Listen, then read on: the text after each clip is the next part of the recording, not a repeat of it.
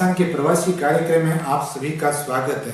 दोस्तों, समाज का अलग अलग क्षेत्रों में अपना अपना एक समाज का महत्व होता है, क्योंकि जब समाज आगे बढ़ता है तो व्यक्ति आगे बढ़ता है, और व्यक्ति जब आगे बढ़ता है तो देश आगे बढ़ता है। और हम आज आपको एक से समाज के व्यक्ति से मिलवा रहे हैं जिस समाज की पहचान एक नौकरी के रूप में कभी जानी जाती थी, और आज वही समाज के लोग बड़े बिजनेसमैन, बड़े उद्योगपति के रूप में आगे आ रहे हैं। नमस्कार हंसराज जी पिंपलवा, आपका टीवी राजस्थान में बहुत बहुत स्वागत है। सबसे पहले हमें आप ये बताइए कि आप राजस्थान में कौन से शहर से आप रहने वाले हैं और सूरत आपका कब आना हुआ?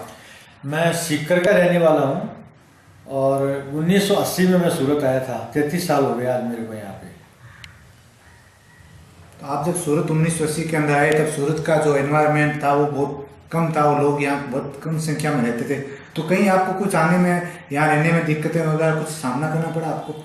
नहीं, दिक्कत तो ऐसा कुछ नहीं था, लेकिन जब मैं सूरत में आया था तो सूरत इतना क्लीन नहीं था, बहुत गंदा था और आबादी भी इतनी ज़्यादा नहीं थी, तो जाने आने में ऐसा कोई दिक्कत नहीं होता था, कोई तकलीफ नहीं होती थी। तो आपने अपने जीवन की यहाँ शुरुआत कैसे की? मैंने यहाँ पे आके सर्विस किया था और उसके बाद में मैंने कपड़े की ब्रोकरेज का काम चालू किया था, और उसके बाद आज मैं एक बिल्डर के रूप में जाना जाता हूँ।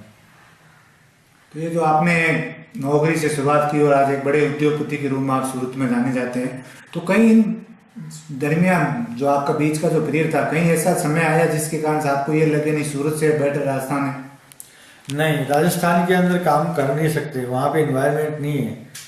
यहाँ सूरत के अंदर अच्छा इन्वायरमेंट है। यहाँ सब ज़्यादातर बिजनेस है, यहाँ पे डायमंड का बिजनेस है, कपड़े का बिजनेस है, जरी का बिजनेस है, बिल्डिंग लाइन तो है ही है, तो यहाँ अपॉर्चुनिटी ज़्यादा है बनिस्पत राजस्थान।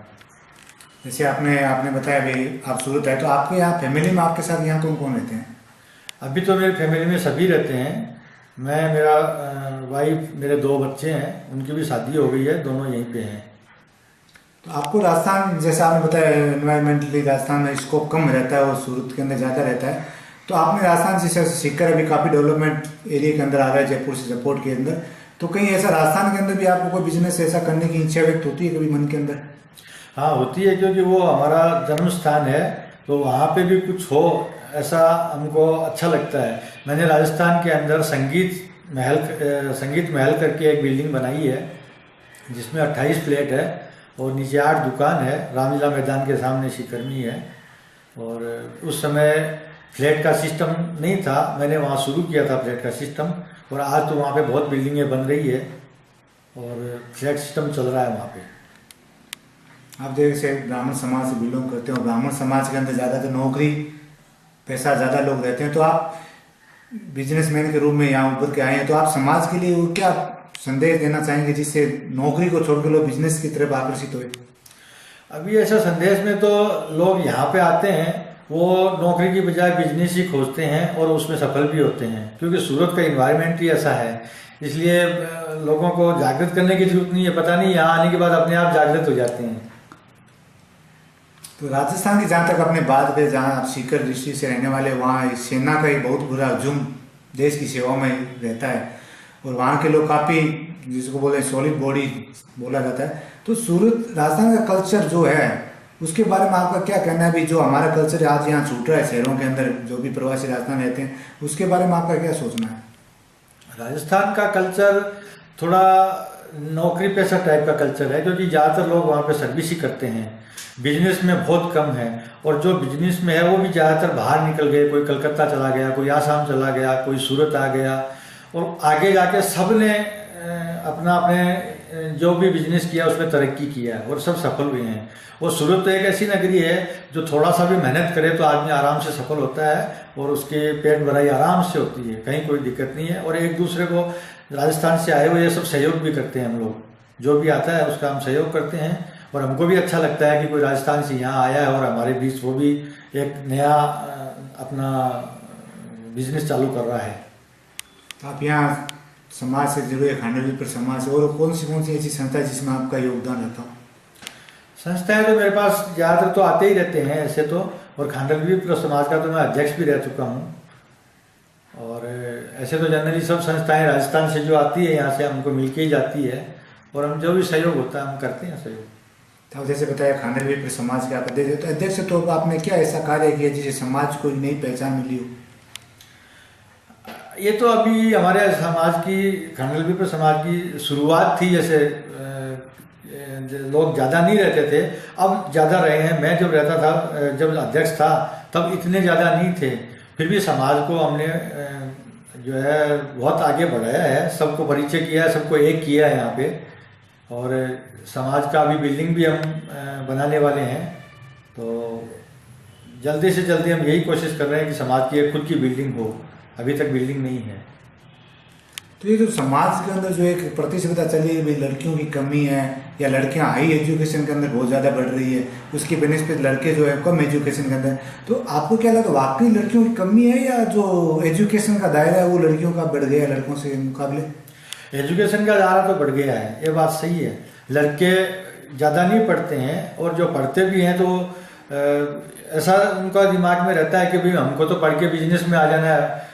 पेरेंट्स का बिजनेस होता है तो हम उसको बिजनेस में ही, हमको तो जाना है तो ज़्यादा पढ़ के करेंगे क्या, तो वो बिजनेस में आ जाते हैं। और लड़कियों को तो ऐसा लगता है कि भाई हमको तो आगे बढ़ के कुछ करना है, और अच्छा करेंगे तो ही अच्छा घर मिलेगा, तो वो ज़्यादा पढ़ती है। और आज अपने समाज में भी ऐसा है, हमारे समाज में भी ऐसा है कि लड़के कम पढ़े हुए हैं और लड़कियां ज़्यादा पढ़ी हुई है। और लड़कियां कम है वो बात तो सही है, क्योंकि भ्रूण हत्या बहुत हो रही है, जो एक अपराध है और नहीं होना चाहिए ये। और इसके ऊपर भी हमारे समाज में हम बार बार में ये क्वेश्चन उठाते हैं, और इसके रोक के लिए भी हम कोशिश करते हैं कि ऐसा नहीं होना चाहिए। जैसे कहते हैं कि ब्राह्मण एक गुरु का रूप होता है हर समाज के लिए, तो उस गुरु के रूप में जो अपने समाज के अंदर घूंघट पड़ता है, आप भ्रूण हत्या जैसे कह रहे हो, एक जो दहेज के मामले जो सामने आते हैं, तो उन चीज़ों को निजात पाने के लिए आप सामाजिक तौर पे क्या संदेश देना चाहेंगे? वो तो मीटिंग होती है तो समाज में सबको ये बात बोला जाता है कि किसी को भी दहेज नहीं लेना चाहिए। और घूंघट प्रथा तो खैर खत्म हो गई है करीब करीब। अभी घूंघट प्रथा रही नहीं है, गाँव में रही है, बाकी शहर में तो सब घूंघट से निजात पा ली है सबने। आपके यहाँ शौक क्या क्या, हॉबी आपकी क्या क्या है? हमारी तो हॉबी टीवी देखना और क्लब में जाना, घूमना फिरना, बस यही हॉबी है। जैसे आप बिजनेस, इतना बड़ा बिजनेस संभालते हैं और आपकी बड़ी फैमिली है यहाँ पे, तो क्या आप टाइमिंग सेट कर पाते हैं कि जो परिवार को भी ये शिकायत नहीं मिले कि नहीं आप समय नहीं दे पाते हैं, और बिजनेस को भी ये शिकायत नहीं मिले कि आप बिजनेस ज़्यादा समय नहीं दे पाते हैं? नहीं, ऐसा कुछ नहीं है। हमारे बिजनेस के अंदर समय काफ़ी होता है, क्योंकि हम लोग खाली स्टार्टिंग में जब बिल्डिंग बनाते हैं तो बिल्डिंग बनाने के समय हम बुकिंग करते हैं और उसी समय करीब करीब सेलिंग हो जाती है। और बाद में हमको खाली संभालना पड़ता है, तो उसमें भी हम दूसरे कॉन्ट्रैक्टर को कॉन्ट्रैक्ट के रूप में दे देते हैं, तो उसमें हमको ज़्यादा काम नहीं करना पड़ता है। हमको खाली देख रेख का ही रखना पड़ता है कि हमारा काम बराबर हो रहा है कि नहीं हो रहा है, इसलिए हमको टाइम का कोई तकलीफ नहीं रहता है। और फैमिली को भी हम पूरा टाइम देते हैं। तो एजुकेशन के मामले में आपकी फैमिली में एजुकेशन कैसे रहती है? फैमिली में जैसे हम जूनियर थे, मेरे पिताजी भी बीकॉम पढ़े हुए थे और वो हिंदी विद्या भवन स्कूल सीकर के अंदर टीचर थे। उसके बाद में उन्होंने वो छोड़ के और कलकत्ता चले गए थे। कलकत्ता से वो नेपाल चले गए और कुछ दिन नेपाल में भी उन्होंने सर्विस की थी। तो हमारे परिवार के अंदर एजुकेशन शुरू से ही अच्छा था।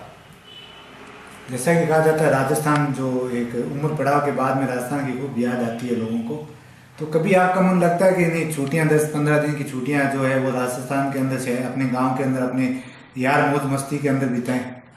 हाँ, वो तो रहता ही है, क्योंकि जन्म स्थान हमारा राजस्थान है, सीकर है, तो जो पल वहाँ पे बिताए हैं वो तो याद आएंगे ही और आगे भी आते रहेंगे।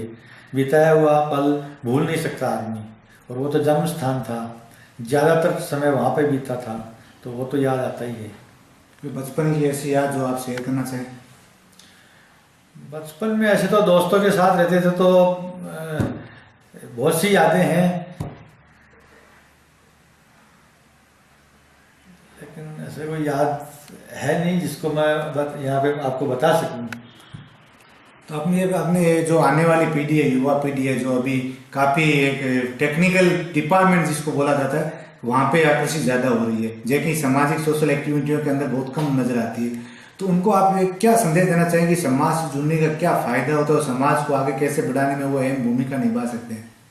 नहीं, ऐसा कुछ नहीं है। समाज को भी वो पूरा सहयोग करते हैं। नई पीढ़ी जो आई है वो भी ये चाहते हैं कि हमारा समाज आगे बढ़े, समाज के अंदर जो भी त्रुटियां उनको दूर करें। ऐसा है ही है। सूरत में तो कम से कम ऐसा देखने को मिला है।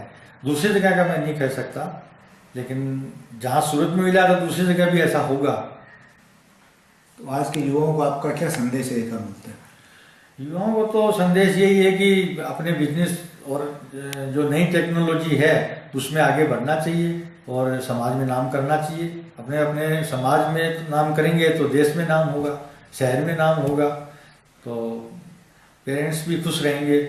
और देश के लिए नाम करना, समाज के लिए नाम करना एक बहुत बड़ी बात होती है। जी हाँ, समाज के लिए नाम करना और देश के लिए नाम करना हर व्यक्ति का एक बड़ी चाहत होती है और वो समाज के अंदर अपना अहम भूमिका निभाए। युवा जो देश का भविष्य, जो समाज का भविष्य कहलाता है, उनको अगर सही लाइन मिले और वो आगे बढ़ाए तो हर समाज का विकास, हर देश का विकास निश्चित है। हंसराज जी पिंपलवा, आपने अपना कीमती समय हमें दिया, इसके लिए आपका बहुत बहुत धन्यवाद। बहुत बहुत धन्यवाद।